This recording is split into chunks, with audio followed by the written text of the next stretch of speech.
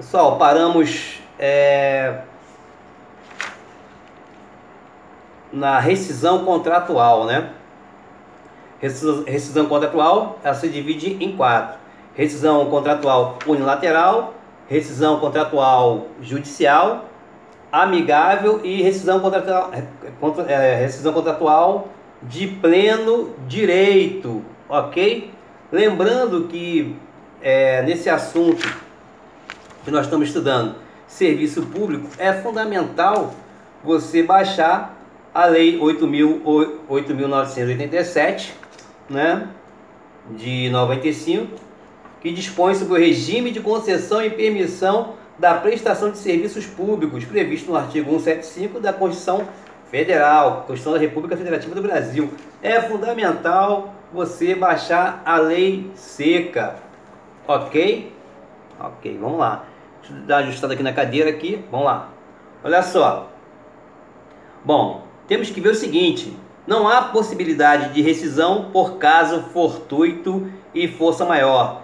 Entra nas razões de interesse público, devendo o particular ser indenizado pelos prejuízos. Vamos falar agora da rescisão contratual judicial. É chamada somente de rescisão pela Lei de Concessões. É a forma de extinção do contrato de iniciativa do concessionário, motivada por descumprimento de cláusula contratual por parte do poder concedente. Poder concedente, administração direta, União, Estados, DF, Distrito Federal e municípios, né? Vale lembrar que somente depois do trânsito em julgado da sentença que julgar procedente o pedido de rescisão contratual, a concessionária poderá parar de executar o serviço. Princípio da continuidade do serviço público, vale dizer, não se admite a inovação da exceptio non adimple contractus como forma de parar a execução do serviço público.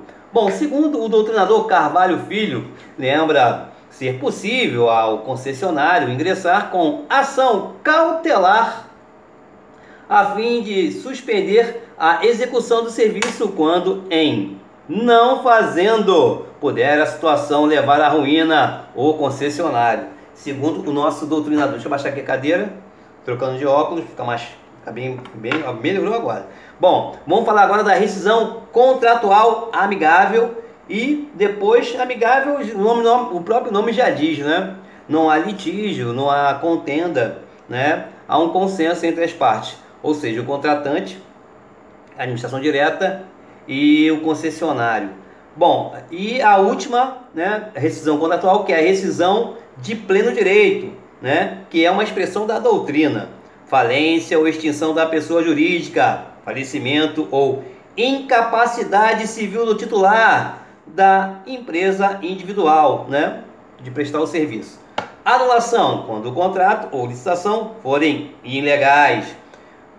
Bom, mudando de tópico, subconcessão e troca do controle acionário da concessionária. Como já vimos, né, anteriormente, já vimos falando da Lei 8.987 de 95, que trata sobre a prestação, concessão, permissão e prestação do serviço público, né? Os contratos administrativos são de caráter personalíssimo. Entretanto, mitigando essa regra, né, permite-se de forma excepcional a subcontratação, desde que haja previsão no edital ou no contrato, além de autorização da administração. Quanto à subconcessão, existe ainda uma particularidade ou peculiaridade. Deve ser precedida de concorrência. Bom, Lei 8.987 de 95, fundamental, no seu artigo 97, ela diz: a transferência de concessão ou do controle societário da concessionária, sem prévia anuência do poder concedente, implicará a caducidade da concessão. Parágrafo 1º. Para fins de obtenção da anuência de que trata o caput deste artigo, o pretendente deverá, inciso 1, atender às exigências de capacidade técnica, idoneidade financeira e regularidade jurídica e fiscal necessárias à assunção do serviço. E no inciso 2, comprometer-se a cumprir todas as cláusulas do contrato em vigor.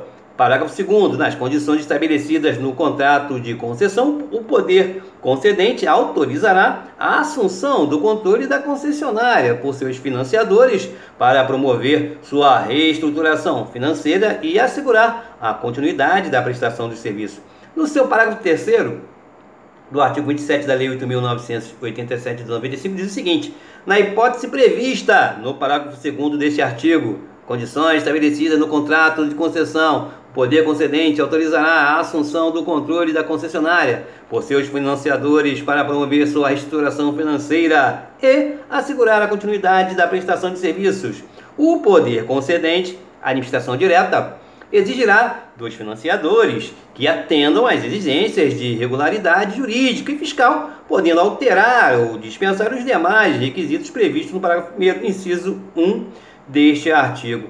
Parágrafo 4º. A assunção do controle autorizada na forma do parágrafo 2º deste artigo não alterará as obrigações da concessionária e de seus controladores ante ao poder concedente. Ok? Ok.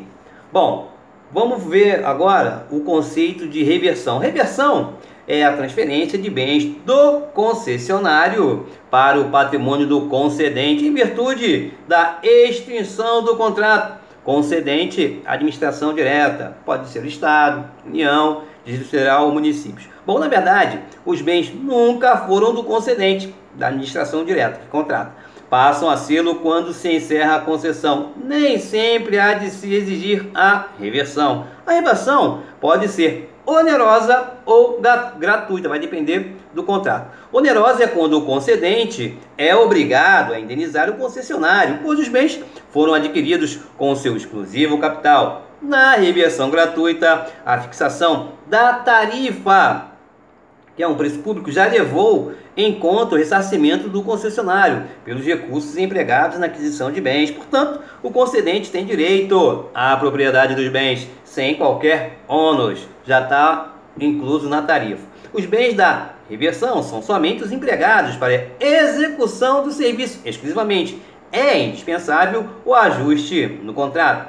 Vamos à Lei 8.987, no seu artigo 35, parágrafo 1º, que diz o seguinte: extinta a concessão, retornam ao poder concedente todos os bens reversíveis, direitos e privilégios transferidos ao concessionário, conforme previsto no edital e estabelecido no contrato. Parágrafo 2º. Extinta a concessão, haverá a imediata assunção do serviço pelo poder concedente, procedendo-se aos levantamentos, avaliações e liquidações necessários. No seu parágrafo 3º do artigo 35 da Lei 8.987 de 95, diz o seguinte: a assunção do serviço autoriza a ocupação das instalações e a utilização pelo poder concedente de todos os bens reversíveis. Ok? Artigo 36 da Lei 8.987 de 95. A reversão, no advento do termo contratual, far-se-á com a indenização das parcelas dos investimentos vinculados a bens reversíveis ainda não amortizados ou depreciados que tenham sido realizados com o objetivo de garantir a continuidade e atualidade do serviço concedido. Bom, vamos falar agora da Lei número 13.019 de 94, ou melhor, 2014, foi mal, que é parcerias voluntárias, noções gerais. Bom, a Lei 13.019 de 2014, institui normas gerais para regular as parcerias voluntárias firmadas pela administração pública com organizações da sociedade civil. Parcerias voluntárias, Lei 13.019 de 2014. Bom, é esta lei que define como deverá ser a relação jurídica do governo, administração, com a popularmente conhecidas ONGs, organizações não governamentais, especialmente em casos envolvendo transferência de recursos para a execução de projetos de interesse público, ok? Vale ressaltar que a lei não utiliza a nomenclatura ONG, preferindo falar em organização da sociedade civil. O objetivo desse nosso estudo é apenas auxiliar, os candidatos que futuramente vão prestar algum concurso aí, né, para poder entender como é que os dispositivos dessa lei de parceria voluntária 13.019 de 2014 vão ser cobrados, tá? A finalidade não é comentar a lei em si, até que a lei, comentar a lei toda fica difícil. Vamos pegar só os aspectos mais importantes. O que se entende por parcerias voluntárias? Bom, é um ajuste firmado entre a administração pública e uma organização da sociedade civil, comumente chamado ou vulgarmente chamado de ONGs. Envolve ou não transferência voluntária de recursos financeiros. E se envolve recursos financeiros, é sempre bom ter um cuidado ainda maior, com o objetivo de desenvolver ações de interesse público, interesse recíproco em regime de mútua cooperação, visando, claro, o interesse público. O que se entende por administração pública? Para fins desta lei 13.019 de 2014, que fala das parcerias voluntárias, são os órgãos, as autarquias, as fundações, as empresas públicas e sociedade de economia mista, prestadora de serviço público e suas subsidiárias. Lembrando que fundações, autarquias, sociedade de economia mistas e empresas públicas são administração indireta, ok? A lei aplica-se para os órgãos e entidades, não apenas da União, como também dos estados, Distrito Federal e municípios. Logo, rege a administração pública federal, estadual, distrital e municipal. Ok? Ok. O que se entende por organização da sociedade civil, que a gente comumente chama de ONGs, né? Para os fins da lei de parceria voluntária 13.019 de 2014 é o seguinte: uma pessoa jurídica de direito privado, bom, sem fins lucrativos, que não distribui para ninguém, sócios, associados, conselheiros, diretores, empregados, doadores, etc., nenhum tipo de dividendo, bonificação, resultado, sobra, etc., auferido pelo exercício de suas atividades, mas mexe com dinheiro, né? Algumas ONGs mexem com dinheiro, tá? Observação: os recursos angariados deverão ser aplicados integralmente pela OSC, tá? Organização da Sociedade Civil, na consecução, na feitura do seu objeto social, da sua finalidade social, de forma imediata ou por meio de constituição de fundo patrimonial ou fundo de reserva. Toda e qualquer parceria é regida pela Lei 13.019 de 2014. Bom, as exigências da Lei 13.019 de 2014 não se aplicam para os seguintes casos, né? Então nem toda parceria é regida por essa lei 13.019. Inciso 1. Transferências de recursos previstas em tratados, acordos e convenções internacionais que foram homologadas pelo Congresso Nacional ou autorizadas pelo Senado Federal, quando os recursos envolvidos forem integralmente oriundos de fonte externa de financiamento. A Lei 13.019 de 2014, Lei das Parcerias, né? Parcerias voluntárias, não irá ser aplicada naquilo que conflitar com as disposições do tratado, do acordo ou convenção internacional. Simples assim. Inciso 2. Transferências voluntárias regidas por lei específica, lei especial, naquilo em que houver disposição expressa em contrário. Inciso 3. Contratos de gestão celebrados com organizações sociais na forma da Lei número 9.637 de 98. Então, toda e qualquer parceria regida pela Lei 13.019 de 2014? Não. As exigências da Lei 13.019 de 2014 não se aplicam para os seguintes casos: transferência de recursos previstos em tratados, acordos e convenções internacionais, transferências voluntárias regidas por lei específica, contratos de gestão celebrados com organizações sociais na forma da Lei 9.637 de 98. Ok? As disposições da Lei 13.019 de 2014. Parcerias voluntárias são aplicáveis para reger o termo de parceria celebrado entre a administração pública e as OCIPs. Sim, a Lei 13.019, parceria 2014, aplica-se no que couber às relações da administração pública com as entidades qualificadas como organizações da sociedade civil de interesse público, conhecida como OCIP, de que trata a Lei número 9.790 de 99. Chamamento público. A administração pública pode fazer transferências voluntárias de recursos para as organizações da sociedade civil, conhecida como ONG, com o objetivo de que sejam realizados planos de trabalho em regime de mútua cooperação. A organização da sociedade civil, conhecida como ONG, que receberá tais transferências, será selecionada por meio de um procedimento denominado de chamamento público, ok? E após escolhida, deverá celebrar um termo de colaboração ou um termo de fomento com a administração pública. Guardadas as devidas diferenças, esse chamamento público funcionará como se fosse uma licitação, com as devidas proporções, né? Ou seja, um processo seletivo competitivo para selecionar a organização que melhor poderá executar o projeto. Esse é o ponto mais interessante e importante da lei, considerando que essa seleção pública, entre aspas, como uma licitação, busca evitar a escolha das ONGs, né, Organização das Sociedades Civis, que irão receber os recursos com base em interesses pessoais e preferências político-partidárias ou ideológicas. Bom, veja a definição que é dada pela Lei 13.019 de 2013 em seu artigo 2º, inciso 12. Na verdade é 13.019 de 2014.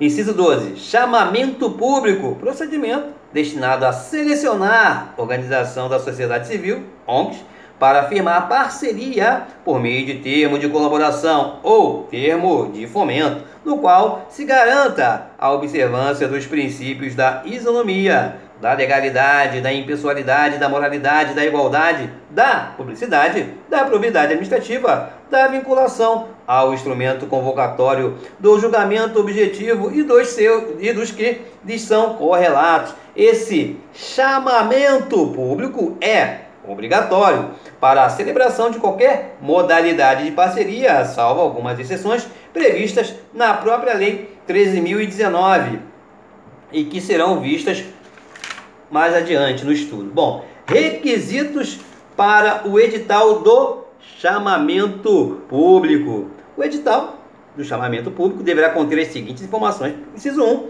programação orçamentária que autoriza a celebração da parceria. Inciso 2, o tipo de parceria que será celebrada. Inciso 3, o objeto da parceria. Inciso 4, datas, prazos, condições, local e a forma de apresentação das propostas. Inciso 5, as datas e os critérios objetivos de seleção e julgamento das propostas, inclusive no que se refere à metodologia de pontuação e ao peso atribuído a cada um dos critérios estabelecidos, se for o caso. Inciso 6, o valor previsto para a realização do objeto. Inciso 7, a exigência de que a organização da sociedade civil possua, Letra A, no mínimo 3 anos de existência, com cadastro ativo, comprovados por meio de documentação emitida pela Receita Federal com base no CNPJ.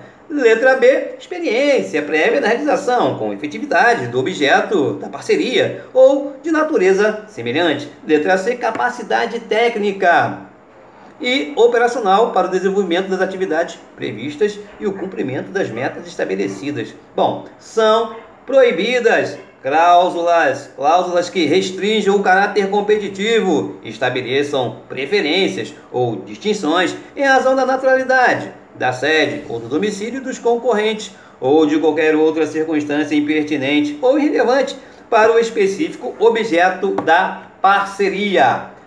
Atuação de mais de uma organização social, ou seja, de mais de uma ONG. Bom, é permitido que 2 ou mais organizações da sociedade civil, ONGs, se unam em rede para a execução de iniciativas de pequenos projetos, desde que cumpridos certos requisitos previstos em lei, mesmo atuando em rede. A responsabilidade integral para com a administração pública será da organização que celebrar o termo de colaboração ou o termo de fomento. Ok? Julgamento das propostas. As propostas, serão julgadas por uma comissão de seleção previamente designada. Comissão de seleção, órgão colegiado da administração pública destinado a processar e julgar chamamentos públicos compostos por agentes públicos designados por ato público ou ato publicado em meio oficial de comunicação, sendo pelo menos 2/3 de seus membros servidores ocupantes de cargos permanentes do quadro de pessoal da administração pública realizadora do chamamento público. Será impedida de participar da comissão de seleção pessoa que, nos últimos 5 anos, tenha mantido relação jurídica com, ao menos, uma das entidades em disputa. Análise dos documentos da organização, da ONG, somente depois de encerrada a etapa competitiva e ordenadas as propostas, a administração pública irá verificar se a organização da sociedade civil, ONGs, selecionada atende aos requisitos formais de constituição, experiência e capacidade, previsto no inciso 7 do parágrafo 1º do artigo 24 da lei. Se a organização selecionada, em primeiro lugar, não atender a esses requisitos, aquela imediatamente mais bem classificada será convidada a aceitar a celebração de parceria nos mesmos termos ofertados pela concorrente desqualificada. Situações em que não será obrigatório o chamamento público. Bom, como vimos em regra, para a celebração de qualquer modalidade de parceria, deverá ser realizado o chamamento público. A Lei 13.019, contudo, traz exceções nas quais o chamamento público não será obrigatório. Tem que estar previsto na lei. A semelhança do que ocorre com as licitações, a Lei 13.019, salvo engano, de 2013 e 2014, eu tenho que dar uma olhada, mas acho que é 2013 mesmo, prevê situações em que o chamamento é dispensado e outras em que o procedimento é inexigível. Dispensa do chamamento público são situações em que a lei, está vinculado à lei, autoriza a não realização do chamamento. Mesmo sendo dispensável, a administração pode decidir realizar o chamamento. Tais situações estão previstas no artigo 30 da Lei 13.019. Assim, é possível dispensar a realização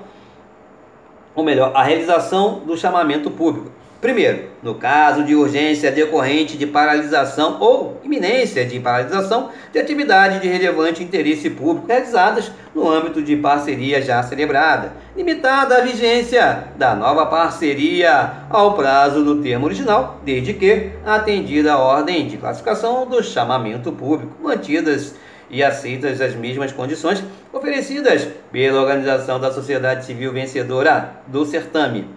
Número 2. Nos casos de guerra ou grave perturbação da ordem pública para firmar parceria com organizações da sociedade civil que desenvolvam atividades de natureza continuada nas áreas de assistência social, saúde e educação, ou educação que prestem atendimento direto ao público e que tenham certificação de entidade beneficente de assistência social nos termos da Lei número 12.101 de 2009. Número 3. Quando se tratar da realização de programa de proteção a pessoas ameaçadas ou em situação que possa comprometer a sua segurança. Nesse caso, nós temos uma dispensa do chamamento público.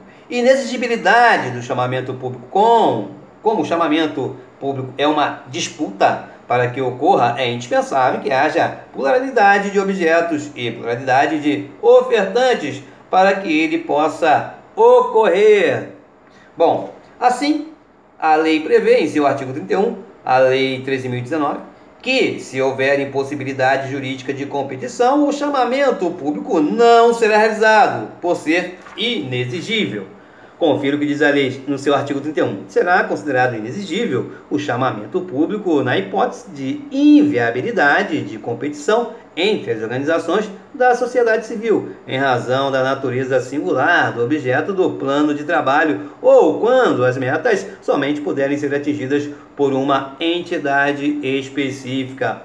Formalidade no caso de dispensa ou inexigibilidade do chamamento, tanto na hipótese de dispensa, artigo 30, como de inexigibilidade, artigo 31, que eu acabei de ler, o administrador público deverá justificar detalhadamente as razões pelas quais não foi realizado o processo seletivo, sendo isso publicado na rede, ou seja, na internet. Os eventuais interessados poderão impugnar as razões invocadas, como diz aqui o artigo 32 da referida lei, né?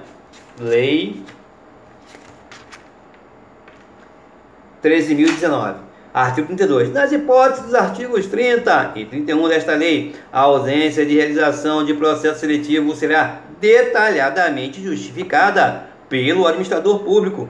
Parágrafo 1º. Sob pena de nulidade do ato de formalização de parceria prevista nesta lei, o extrato da justificativa previsto no caput deste artigo deverá ser publicado pelo menos 5 dias antes dessa formalização em página do sítio oficial da administração pública na internet e, eventualmente, a critério do administrador público também no meio oficial de publicidade da administração pública, a fim de garantir ampla e efetiva transparência. Parágrafo 2º. Admite-se a impugnação à justificativa desde que apresentada antes da celebração da parceria, cujo teor deve ser analisado pelo administrador público responsável. Parágrafo 3º.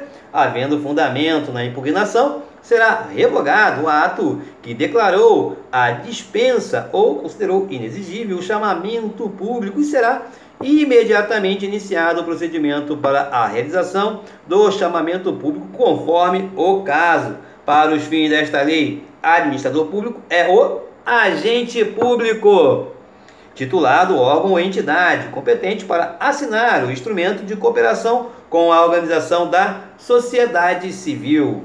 Procedimento de manifestação de interesse social. As organizações da sociedade civil, os movimentos sociais e os cidadãos em geral poderão apresentar propostas ao poder público para que este avalie a possibilidade de realização de um chamamento público objetivando a celebração da parceria.